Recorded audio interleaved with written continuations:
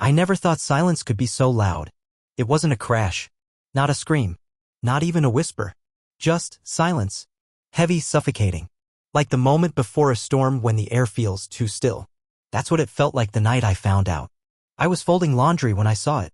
A text. Just a flicker of light on his phone screen as he walked away to grab a beer. The name that popped up didn't alarm me. Not at first. Because it wasn't a stranger. It wasn't a random number. It was Claire. Claire. My best friend since college. The woman who helped me pick out my wedding dress. Who held my hand when I miscarried 2 years ago. The one who laughed in my kitchen every Friday night over cheap wine and takeout. My sister by choice. The text wasn't long. Can't stop thinking about last night. I miss you already. I stood frozen. My hands trembling above a pair of his socks. My heart pounded so hard I thought it would bruise my ribs. I told myself there had to be an explanation. That Claire must be talking about someone else. That maybe she sent it by mistake. But I knew. Deep down, I knew. When he came back into the room, I handed him his phone. He smiled like nothing had happened. Like he hadn't just shattered everything we built with a single vibration on a screen. I didn't say a word that night. But I didn't sleep either. The next morning, I waited until he left for work. Then I did what I swore I'd never do. I opened his phone. He never changed his passcode, maybe because he thought he'd never need to. Or maybe because part of him wanted to get caught. The thread with Claire was buried. Not in plain sight, but not deleted either. Like a secret waiting to be found. There were messages. Dozens of them. Some flirty. Some vulgar. Some painful in how casually they talked about me. My name mentioned like a footnote. She's at work, come over. I told her I'm working late. She has no idea. They laughed. They planned. They even reminisced about the night it started. It was 2 months ago.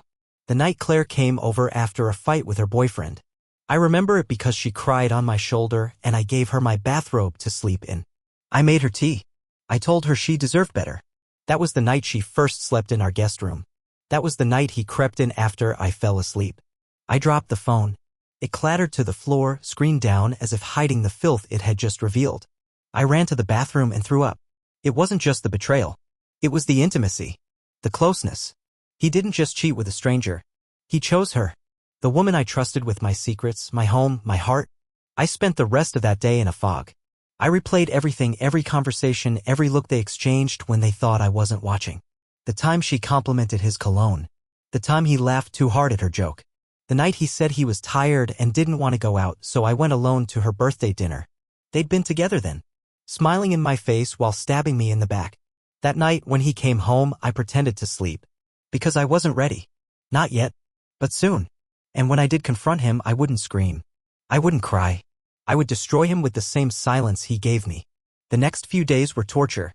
I carried the weight of my discovery like a secret bomb strapped to my chest, ticking louder with every fake smile, every casual, I love you, he threw my way. I watched him move around our house like nothing had changed, like he hadn't ripped the soul out of our marriage and handed it to my best friend wrapped in bedsheets and betrayal. I started to see everything differently. The way he lingered in the shower just a little longer. The sudden interest in working out. The new cologne I didn't buy. I wanted to scream every time I looked at him, but I didn't. I needed to be smart. I needed proof. Not because I planned to beg or fix anything, no. That ship had sunk. But because I wanted to look him in the eye and leave him with nothing to hide behind. So I started collecting. Quietly. Carefully. I took pictures of the messages. I printed out bank statements. There were receipts too, dinners I never ate, gifts I never received. He bought her a bracelet. I recognized the brand. She'd worn it to our anniversary dinner and said it was just something she picked up online. The nerve of it made my skin crawl. I copied everything. Built a file. It felt like preparing for war, and in a way I was. Not a war of shouting or slamming doors, but of truth. Of finally ripping the mask off both of them and making them look at what they'd done. What they'd destroyed. And Claire? Oh, she had no idea. She texted me like normal. Sent me memes. Asked me about dinner plans. She even dropped by one afternoon while he was at work, smiling with that same fake sweetness she always wore. I made her tea just like I always did. Sat across from her at our kitchen island, pretending not to see the shadow of him on her skin. She told me she was seeing someone new, said it was complicated. I stared at her, trying to picture how she could live with herself, how she could look me in the eye and sip my tea, knowing she was stabbing me in the back with every swallow. But I played along. Because the more she talked, the more I knew I wasn't the weak one here. She was. They both were. Cowards hiding behind lies and lust, confusing cheap thrills for something real. Let them play their little game. I had already started building my exit brick by brick, truth by truth. It was a Thursday when I finally decided it was time.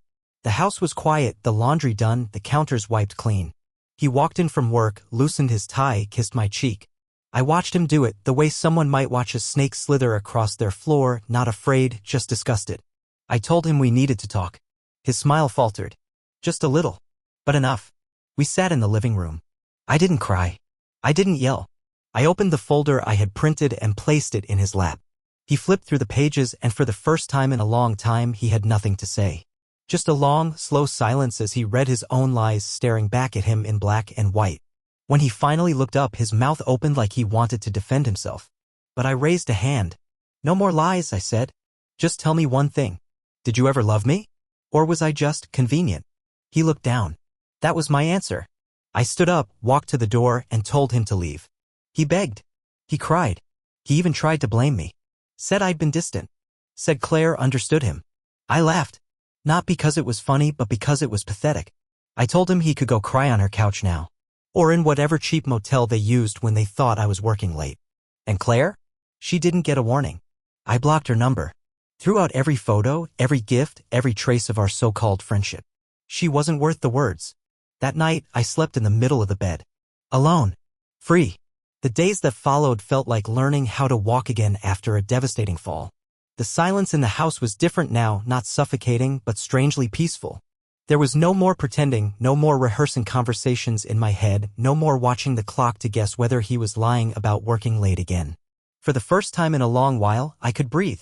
And in that stillness, I started to realize how much of myself I had sacrificed to keep something alive that was already dead. But peace has a way of bringing pain with it. It's in the quiet moments that the echoes are loudest. I'd find myself reaching for my phone to text Claire before remembering she wasn't my friend. She never was. I'd catch a smell, a song, a stupid commercial that reminded me of him, and it would hit me all over again. Not just the betrayal, but the years I spent loving someone who was capable of this. It made me question everything. Was any of it real? Did he mean it when he said he loved me? Or was I just the comfortable background to a life he didn't have the courage to leave? People started asking questions. His family called, confused and panicked when they learned we had separated. I didn't tell them why at first. I simply said it was over. But then his sister, who had always been kind to me, pressed harder. And when I finally told her the truth, there was this long pause on the other end of the line. Then quietly she said, "Claire? Are you serious?" Claire. Turns out she never liked her. Said she always felt like Claire was a little too attached to our relationship. Said she saw something in the way Claire looked at him once during Thanksgiving. I wanted to scream. Why didn't anyone say anything? Why did everyone see the cracks but me? That's the thing about betrayal, it blinds you until it burns. And by the time you see clearly, the damage is already done. I went back to therapy. I needed someone to help me make sense of the mess, not just the cheating, but the years I spent ignoring red flags, the parts of me I buried to keep the peace. My therapist said something that stuck with me. You're not grieving the man. You're grieving the fantasy. And she was right. I was mourning a version of him that never really existed, the man I thought he was, the life I thought we had. One evening, about 3 weeks after he moved out, I got a message from Claire. She used a different number. All it said was, "I'm sorry. I never meant for it to happen like this." I stared at it for a long time. My fingers hovered over the keyboard, a dozen brutal replies forming in my mind. But in the end, I didn't respond. What was the point? She wasn't sorry. She was ashamed. And that's not the same thing. She wanted forgiveness without facing the consequences. And I wasn't about to give her that luxury. Instead, I blocked the number and deleted the message. I refused to let either of them live rent-free in my head anymore. Because while they were busy playing house in the ruins of my trust, I was rebuilding. Slowly. Carefully. And this time, it was for me. Healing isn't linear. That's what everyone says, but no one tells you how disorienting it feels. One moment, I'd be folding laundry or drinking coffee, and I'd feel normal. Whole. Like I was finally stepping into the next chapter. And then, out of nowhere, a memory would slap me across the face, his laugh echoing down the hallway, the scent of his shampoo still lingering in the guest bathroom, the echo of Claire's voice calling me sister as she poured herself a glass of wine in my kitchen. The normalcy of it all was the most disturbing part. They weren't strangers. They were my people. My world. And they destroyed it from the inside out. I found myself revisiting old places. Not to chase ghosts, but to reclaim them. The little cafe I used to love but stopped going to because it reminded me of Sunday brunches with both of them. The bookstore where we picked out anniversary gifts. I'd sit in those places, alone, and force myself to breathe through the pain. To remind myself that these places, these moments, were mine before they ever touched them, and they would be mine again. It was like dragging myself out of a burning house and then deciding to go back in, not to save what was left, but to prove to myself that I could. Some days were better than others. I started running again. Long runs just before sunset when the streets were quiet and the light made everything look softer than it really was. I didn't run for fitness. I ran to feel alive, to feel my body moving forward even if my mind was still catching up. There was something honest about the ache in my legs and the burn in my chest, a pain I could control. A pain that had purpose. One afternoon, during a run, I saw them. It was at a distance, across the parking lot of a strip mall near our old gym. Claire was laughing, head tilted, her hand resting casually on his arm. He looked thinner, tired, maybe even older. Or maybe I had just finally stopped seeing him through the eyes of someone who loved him. They didn't see me and I didn't stop. I ran right past them, heart pounding, not from rage, not even from sadness, but from something strangely close to triumph. Because in that moment I realized they hadn't won. They hadn't broken me. Yes, they betrayed me. Yes, they'd stolen time and trust one could never get back. But they didn't get the best of me. They got the version of me who was willing to shrink herself to keep peace, who overlooked red flags, who believed that loyalty would be enough to protect her.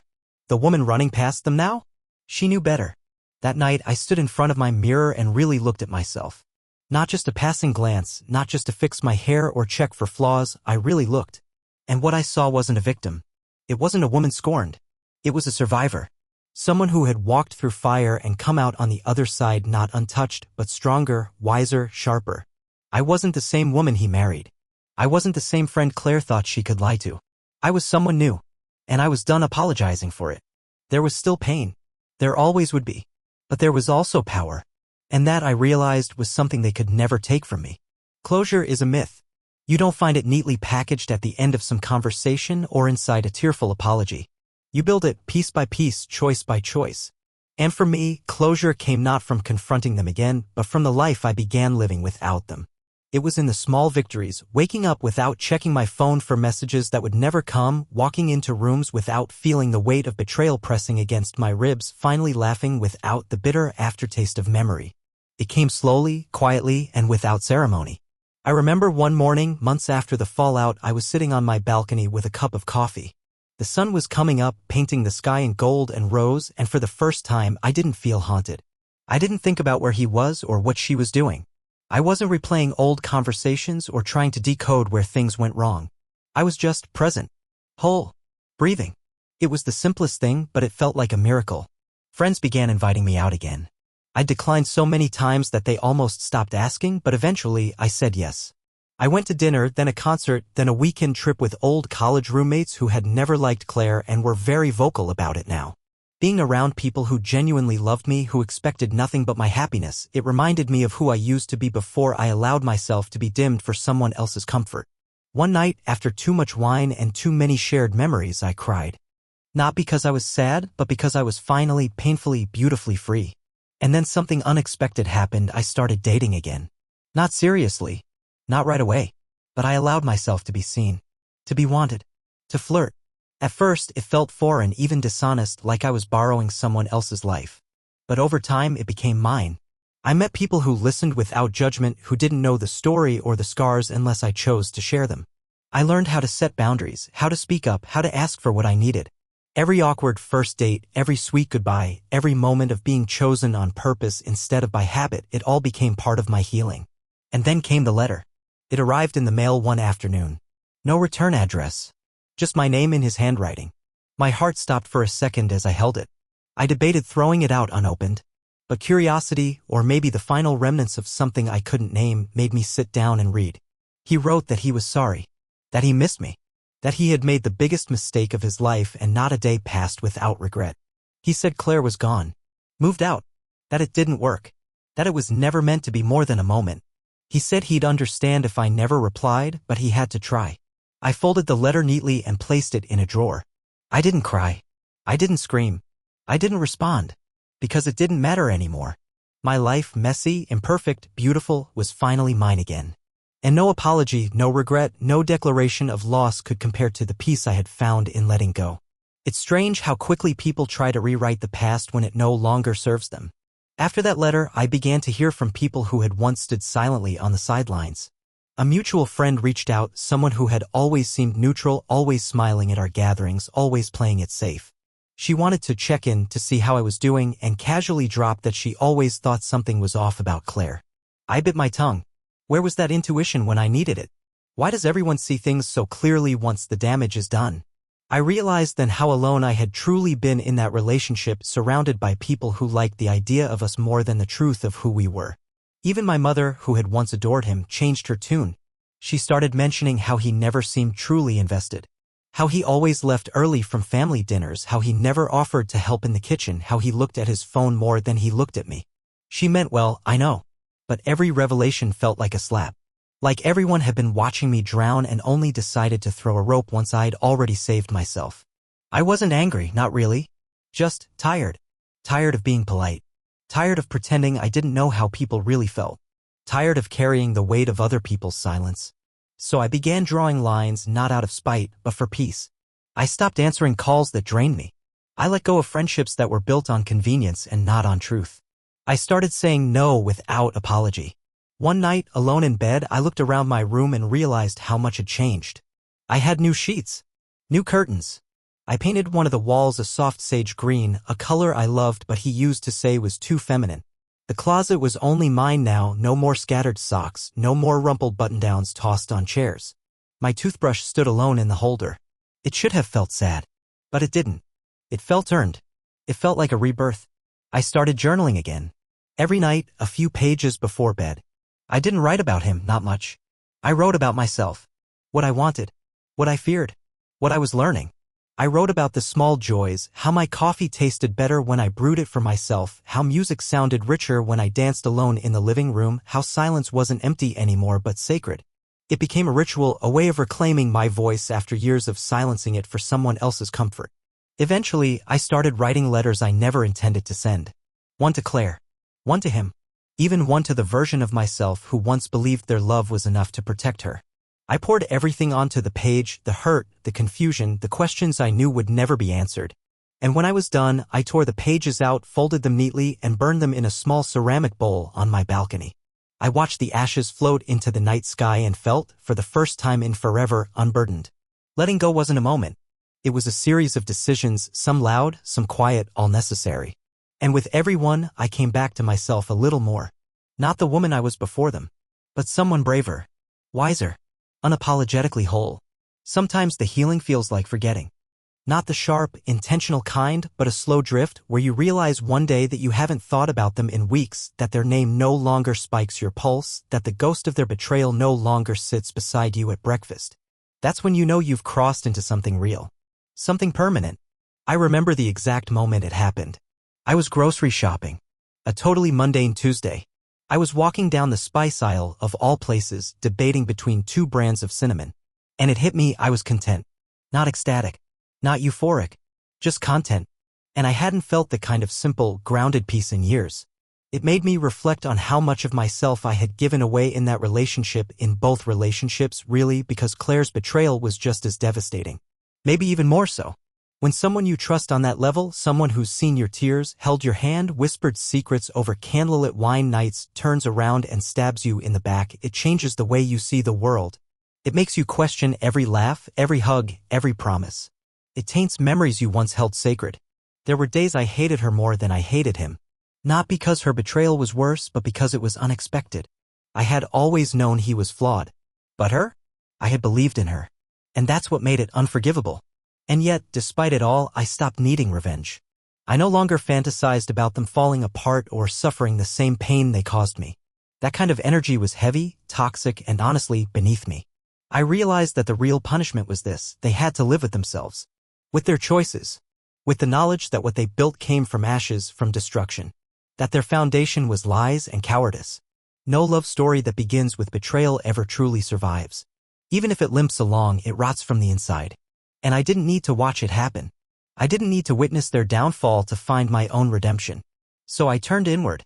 I invested in myself in ways I never had before. I took a solo trip to the coast, something I'd always wanted to do but never did because he didn't like the idea of vacationing alone. I walked along the beach every morning, the cold wind in my hair, the waves crashing in steady rhythm like a heartbeat. I sat in cafes and read books cover to cover. I took photographs.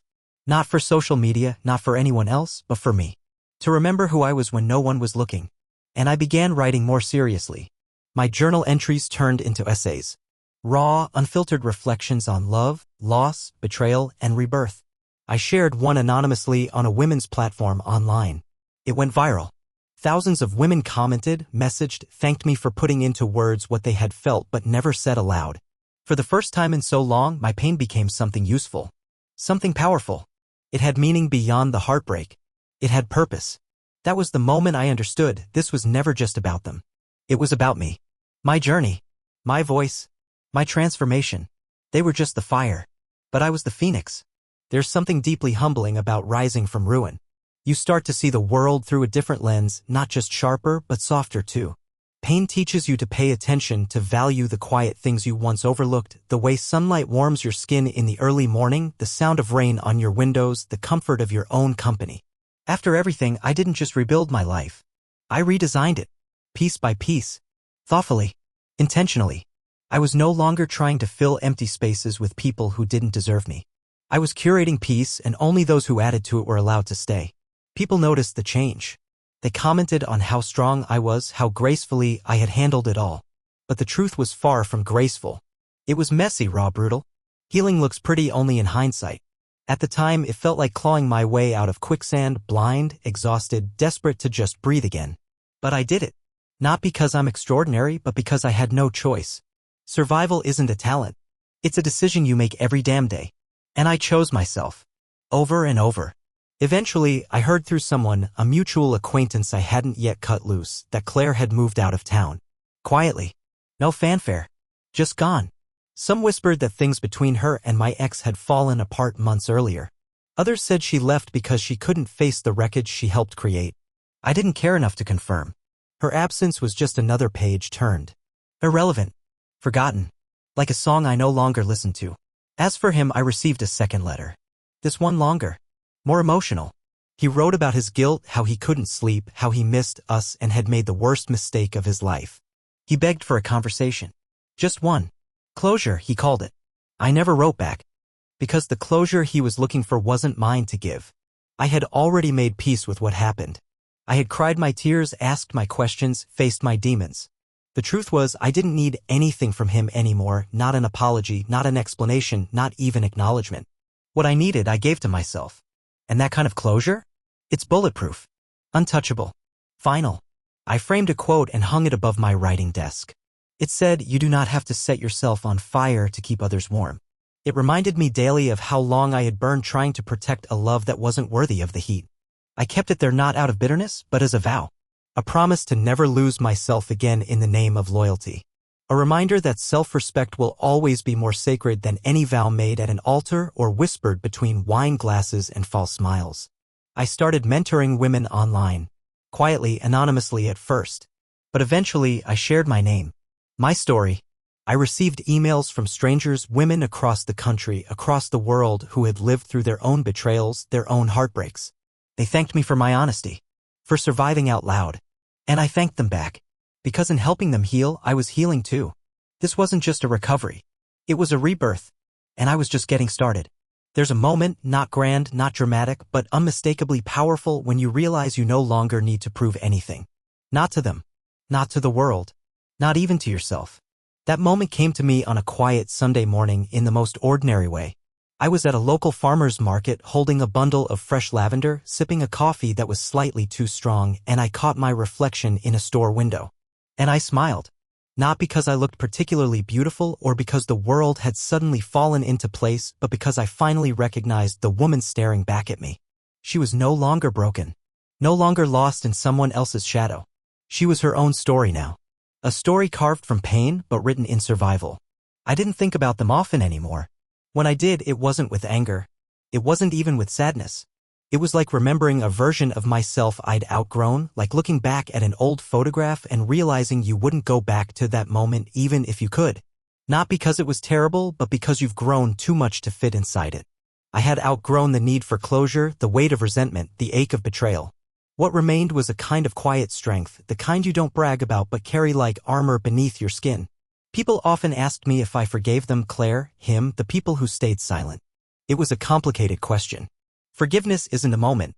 It's not something you give to make someone else feel better. It's a process of release, of letting go so you can move forward without carrying their rot inside your ribs. And yes, in my own way, I forgave them. Not for their sake, they'd have to live with what they did, but for mine. Because I refused to let their betrayal be the ceiling of my healing. I had too much left to live for. Eventually, someone new came into my life. It didn't happen in some fairy tale way. There was no grand gesture, no instant spark. Just consistency, kindness, respect. He asked questions and actually listened to the answers.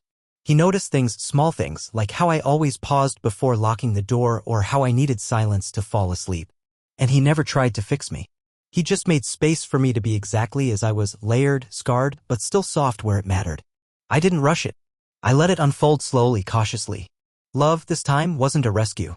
It was a choice. And every day I chose to trust just a little more. I told him the story eventually. Not all at once. Not in detail. But enough for him to understand. He didn't flinch. He didn't pity me. He just held my hand and said, "You didn't deserve that. But you deserve to come out stronger." And you did. I used to think the story of my life would always be marked by that betrayal, that it would forever be the climax, the turning point, the before and after. But I was wrong. That betrayal was not the story. It was a chapter. And I had many more to write. I stopped waiting for the pain to fully disappear. Some wounds don't close neatly. They leave scars. But scars are not weaknesses. They're proof that you survived, that you healed, that you're still here, and I am, more alive than ever.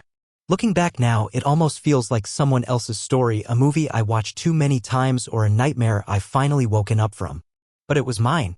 Every moment, every lie, every tear-soaked pillow and every breathless panic attack in the middle of the night. Every time I looked in the mirror and asked myself, how did I not see it? All of it was real. And yet, the woman who lived through that storm is not the woman standing here now. She was softer, more naive, maybe even desperate to be loved in a way that made her ignore the slow erosion of her worth. I mourned her for a long time, but I don't miss her anymore. Because from her ashes I built someone fiercer, someone more whole. If I could speak to her now, the version of me who was blindsided by the texts, who dropped the phone with shaking hands, who vomited in the bathroom trying to process the reality of betrayal, I wouldn't tell her it would be okay. That would be dishonest. Nothing about it was okay. I would tell her this: you're going to break and then you're going to rebuild. It will hurt in places you didn't know existed. But you will come out of this more beautiful than before, not in the way that's visible, but in the way that matters. The truth is, betrayal is not the end of the world, but it is the end of a world. The one you thought you knew. The one you trusted. The one you built your future around. And when that world burns down, you don't just lose the people who betrayed you, you lose the version of yourself who believed in them. That grief is real. And valid. But what comes after is yours. Yours to shape, to define, to protect. I no longer chase closure or revenge. I don't need to prove I was the better woman. I don't need to show them what they lost. They know. Even if they never say it out loud, they know. And the price they'll pay is waking up next to someone who was built on betrayal, who reminds them, in every look, every argument, every quiet moment, of what they destroyed. Let them have that. I have something far greater. I have peace. I have truth. I have myself. And if love finds me again, if it's honest and kind and strong enough to stand beside me without trying to dim my light, I will welcome it. But I will never need it to feel whole. That is the true power of healing. When you can love, not from emptiness, but from abundance. So this is my story. Not of a woman broken by betrayal, but of a woman transformed by it. Of someone who walked through the fire, blistered and bruised, and came out not just alive, but radiant. Unapologetic. Undeniable. And if you're reading this feeling like your world is crumbling, hear this: it's not the end. It's the beginning. Let it burn. And then rise.